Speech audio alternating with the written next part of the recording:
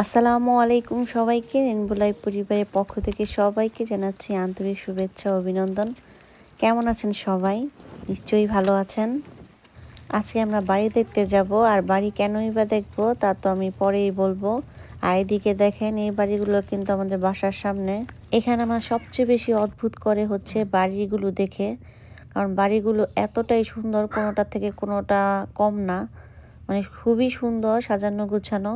এখানে কিছু কিছু বাড়ি কিন্তু এক একটা এক এক রকমের ডিজাইনের হয়, আবার কিছু কিছু জায়গা আছে সবই এক রকমের, মানে বাড়িগুলো দেখতে মনে হয় কিন্তু সামান্য কিছু ডিফারেন্স আছে, কিন্তু দেখলে মনে হবে সব একই রকম।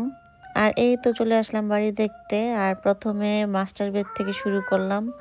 তো এইটা হচ্ছে মাস্টার বেডরুম।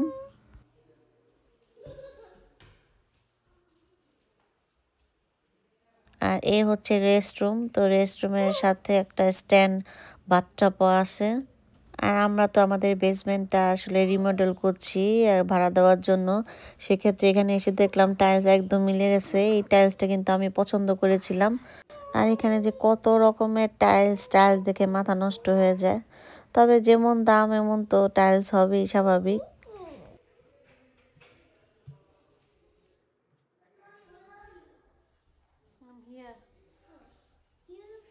আর এখন তো মাস্টার বেডরুম দেখা শেষ, এখন আরেকটা রুম। তো এই হচ্ছে আরেকটা রুম।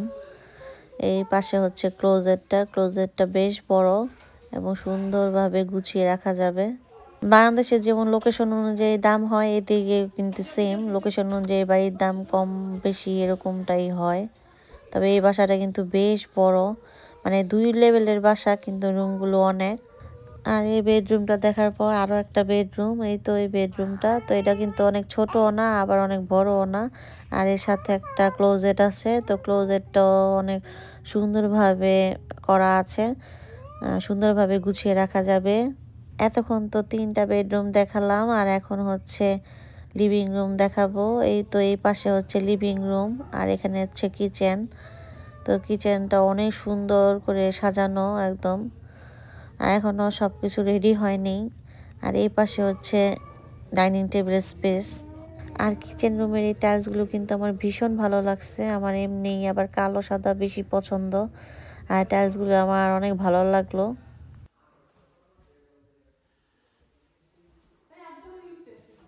আর এই তো ফ্রিজের সাথে একটা ক্লোজেট। তো এই ক্লোজের মধ্যে ড্রাই ফ্রুট রাখা যাবে, এছাড়াও যা কিছু ইচ্ছা হয় তাই আসলে রাখা যাবে। সেক্ষেত্রে কোনো মানে ধরা বাড়ার নিয়ম নেই যে এগুলো রাখতেই হবে। আর এই তো ফ্রিজ, তো ফ্রিজটা দেখিয়ে দিলাম। আর এই তো সিঙ্কটাও অনেক বড়। আর এখানে হচ্ছে ডিপটা, তো নিচে আর কি ডিপ।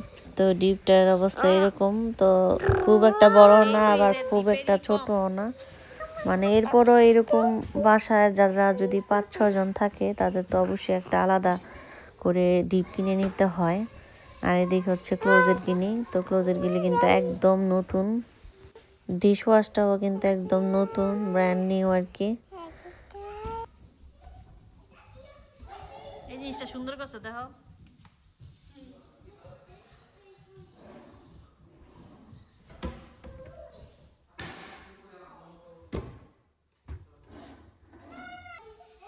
আর সিঙ্কের সামনে কিছু সাজানোর জন্য একটা ছোট্ট জায়গা আছে, এখানে যে কোনো কিছু সাজিয়ে রাখা সম্ভব। তো যাদের নাকি ফিশ আছে তারা যদি মানে ফিশগুলো এখানে রাখে তাহলে কিন্তু অনেক ভালো লাগে। আর কিচেনের লাইটটা হচ্ছে এরকম, মনে হয় সৌরজগতের যত সব গ্রহ। আর এদিকে হচ্ছে আরেকটা রুম।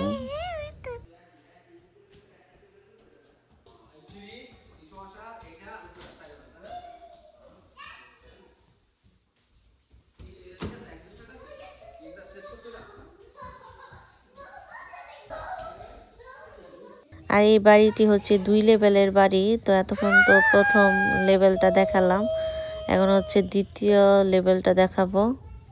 তো বেসমেন্টও বলা যাবে। তো এখানে বেসমেন্টের ডান পাশে হচ্ছে ড্রায়ার ওয়াশার সেট করা, খুবই বড় একটা রুম, দেখতেই পাচ্ছেন আপনারা।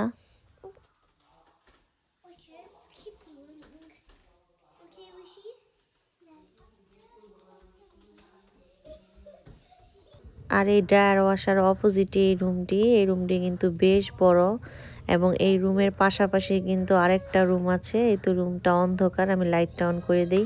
রুমে ঢুকতেই কিন্তু ডান পাশে একটা টেবিলের মতো আছে কিছু লেখার জন্য। এছাড়াও কিন্তু এখানে একটা ক্লোজেট আছে, একটা জানালাও আছে। এই তো সেই ক্লোজেট। তো ক্লোজেটটাও কিন্তু বেশ বড়, এখানে জামা কাপড় বা যা কিছু রাখতে ইচ্ছা করে তা রাখা যাবে। আর এই টেবিলটার উপরেও কিন্তু একটা ক্লোজেটের মতো আছে। আর এই রুমটার পাশে কিন্তু আরেকটা রুম আছে। এই তো এই রুমটা হচ্ছে লিভিং রুম হিসেবে ব্যবহার করা যাবে। তো এখানে হচ্ছে আমার মেয়ে এক দৌড়ে উঠে গেল। শীতকালীন সময়ে আমাদের দেশ বলে কথা না, পৃথিবীর সমস্ত দেশের মানুষরাই যাদের নাকি শীতবস্ত্র নেই তারা কিন্তু আগুন জ্বালিয়ে মানে শীত থেকে রক্ষা করে। আর এখানে শৌখিনতার কারণে এই জায়গা তো অনেক সময় শৌখিনতাও এক রকমের হয়, আর যারা কষ্টে থাকে তাদের জীবন আরেক রকম। তো এর পাশেই হচ্ছে আরেকটা রুম। এই রুমটা একটু ছোট, আর লিভিং রুমটা তো কিন্তু বেশ বড়। রুমের ভেতর হিট অন করা, তো হিটের কারণে আমার বাচ্চারা কিন্তু ওদের গরম লাগছে, তো ওদের একটু গরম বেশি, যার কারণে সোয়েটার মোয়েটার সব খুলে ফেলছে। আর এই তো আবারও এক রুম, মানে এই নিচতলায় হচ্ছে 3টা বেডরুম আর একটা লিভিং রুম, একটা বাথরুম। আর বেসমেন্টে কিন্তু জানালা থাকে না, তবে 2 লেভেলের বাড়িগুলোতে সবসময় জানালাগুলো থাকে। আর এই তো জানালা একটা দেখতেই পাচ্ছেন। আর এই নিচতলা থেকে কিন্তু আবার ওই পাশে এক্সিট ডোরও আছে বাইরে যাওয়ার জন্য, কিন্তু অনেক রাত, আমি এটা আসলে আর খুলি নেই, রাত হয়ে গিয়েছিল, তাই ভিতর থেকে যতটুকু পেরেছি ততটুকু ভিডিও করেছি। আর এ হচ্ছে বেসমেন্টের রেস্টরুম, তো রেস্টরুমটার সাথে বাথটবটা আর টাইলসটা একই রকমের, ওপরে যেরকম টাইলস নিচেও সেম। আর এই রেস্টরুমটা কিন্তু বেশ বড়, রাউন্ড শেপের মিরর, আর সাথে হচ্ছে 3টা লাইট দেওয়া, তো লাইটগুলো খুবই ভালো এবং বেসিনটাও খুবই সুন্দর, সবকিছুই কিন্তু নতুন।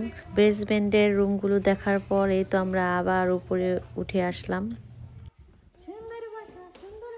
আর এই লিভিং রুমের পাশে কিন্তু একটা বড় জানালা আছে, জানালাটা কিন্তু ভীষণ সুন্দর, এখানে সুন্দর করে সোফা টোফা দিয়ে সাজিয়ে রাখা যাবে। আর একদম দরজার সামনে সুন্দর ডিজাইনের লাইটিং এর ব্যবস্থা করেছে। আর এখন আমরা বাইরে চলে আসলাম, আর বাড়ি নাম্বারটা কিন্তু ভীষণ সুন্দর, 2244। তো খুবই ভালো লাগলো এই বাসাটা দেখে। আর এই তো বাইরের সাইডটা, এই বাড়ির ব্যাকইয়ার্ড কিন্তু বিশাল বড়, আপনি চাইলে এখানে একটা ঘর তুলতে পারেন পারমিশন দিয়ে। এছাড়াও যে কোনো কিছুই ছোট ছোট ঘর তুলতে পারেন, সেক্ষেত্রে হয়তোবা কোনো পারমিশন লাগে না। আর ফ্রন্ট সাইডেও কিন্তু অনেক জায়গা আছে, এই যে গাছটার থেকে শুরু করে ওই পাশ পর্যন্ত। বাড়ি দেখা শেষ, আর এই বাড়িটার দাম হচ্ছে বাংলা টাকায় 6,50,00,000 টাকার মতো। আর এই বাড়িটি আমি বা আমার পরিচিত কেউ কিন্তু কেনার উদ্দেশ্যে দেখতে যায়নি। আর এই বাড়িটি বিক্রি করা হবে, তো আমার হাজব্যান্ডের ফ্রেন্ড হচ্ছে বাড়ি কিনে সে বিক্রি করে। তো এখন হচ্ছে মার্কেটের রেট একটু কমে গেছে, তা না হলে এই বাড়িটি আরও বেশি দাম যেত। তো ভাইয়া হচ্ছে বাড়ি কিনে, তো বাড়ি কেনার পর যেখানে যা প্রয়োজন ঠিকঠাক করার জন্য সেগুলো করার পর মার্কেটে ছাড়ে। তো ভাইয়া একা না, ভাইয়ার আরও ভাইও আছে, তো তারা 3জন পার্টনার মিলেই কিন্তু এই বিজনেসটা দাঁড় করিয়েছে। আর এই ভাইয়া কিন্তু অনেক পরিশ্রমী, অনেক পরিশ্রম করে, তো যেমন পরিশ্রম তেমন টাকা। তো পরিশ্রম ছাড়া কোনো সময় মানুষ সফল হয় না, তাকে দিয়ে আমরা আরেক উদাহরণ পাই। সে যেমন পরিশ্রম করে তেমন তার মানে সে উপার্জন করে, তবে পরিশ্রম ছাড়া কোনো উপার্জনই সম্ভব না। তবে অনেকেই কিন্তু অনেক ব্যঙ্গ করে বড় লোকদের নিয়ে, কিন্তু সে কিন্তু খুবই সাধারণভাবে জীবনযাপন চালায় এবং সে এই বয়সে অনেক কিছু করেছে মানুষের জন্য, নিজের জন্য না, নিজে একদম নর্মালভাবে থাকে। তো বড় লোকের বাড়ি গাড়ি দেখলে আমরা সাধারণত সবসময় ভাবি যে তারা অনেক সুখী, কিন্তু সুখী তো আছে, সুখী জিনিসটা এরকম না যে গরিবের সুখ আছে বড় লোকের সুখ নেই, সুখ দুঃখ মিলেই সব কিছু, এটা যার যার ইনকাম। কিন্তু এই ক্ষেত্রে এটা ভাবা ঠিক না যে তারা পরিশ্রম করে না, দিন রাত পরিশ্রম করে কিন্তু তারা কাজ করে। ধনী গরিব সবারই সুখ দুঃখ থাকে, আর সুখ দুঃখ নিয়ে আমাদের জীবন চলতে হয়। এটা হচ্ছে অনলাইনের একটা প্ল্যাটফর্ম, এখানে যদি আমি কোনো কথা বলি পরক্ষণে কখনো যে না মনে হয় যে এই কথাটার জন্য আমি নিজেই হাসছি। তো এটা বুঝে আমাদের আসলে কাজ করা উচিত। আর ইউটিউব দেখে তো অবশ্যই সবার শেখার আর শেষ নেই। আমি তো অনেক কিছু শিখছি। অনেকে আমার ভিডিও দেখে না, কিন্তু তাদের ভিডিও দেখতে আমি বাধ্য।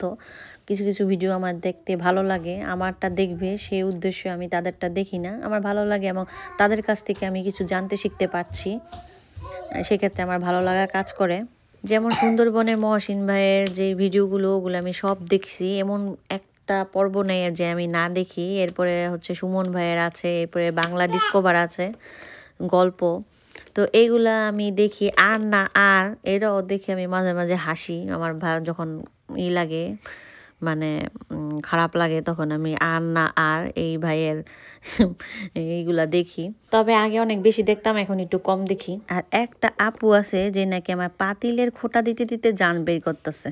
তো পাতিল, আমার কালো পাতিলেই রান্না করতে ভালো লাগে। আজকে না এই পর্যন্ত 3বার মেসেজ দিল। আমার পাতিল যাই হোক না কেন, আমার যেটা লাইফস্টাইল সেটাই আমি দেখাই, সেটাই আমার ভালো লাগে। আপনার পাতিল যদি হীরার থাকে সমস্যা কি? যদি হীরার আপনার পাতিল থাকে তাহলে আমি বলবো ওয়াও কি সুন্দর হীরার পাতিল। আর যদি আপনার পাতিলটা যদি ভাঙ্গা ভুঙ্গা থাকে তাহলে আমি বলতাম আহারে কি কষ্টের, আপনার হাড়ির পাতিলটাও আপনি সেলাই করে ইউজ করতেছেন। এটা আপনার ব্যাপার ভাই, যার যার পাতিল, যার যার সংসার তার কাছে। আর আমি কোনো কমেন্টস কিন্তু আজও পর্যন্ত কাউকে হার্ট করে করিনি, ইনশাল্লাহ করব না। কাউকে যদি ভালো দেখি তাহলে বলবো খুবই ভালো, আর কাউকে খারাপ দেখলে অবশ্যই দুঃখ প্রকাশ করব। মানুষ হিসেবে তো এরকমটাই করা উচিত, তাই না? আর এদিকে কাজ করে এসে দেখি আমার মেয়ে 1 বোতল পাউডার একদম ঢেলে বাচ্চাকে সে মাখছে।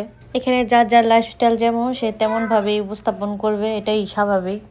যার পক্ষে যতটুকু সময় দেওয়া যায় তাই নিয়ে সবাইকে সাপোর্ট দিয়ে সবাই ইনশাল্লাহ এগিয়ে যাব। 4টা বাচ্চা নিয়ে একা একা কাজ করে ইউটিউবে সময় দেওয়া 4টিখানি কথা না, তবে কষ্ট সবই সমান। একটা বাচ্চা থাকলেও সমান, আর 10টা বাচ্চা থাকলেও সমান, আর বাচ্চা না থাকলেও সমান। তো এগুলো সব কষ্টের কাজই। তো আজ এই পর্যন্তই, সবাই ভালো থাকেন, আল্লাহ হাফেজ।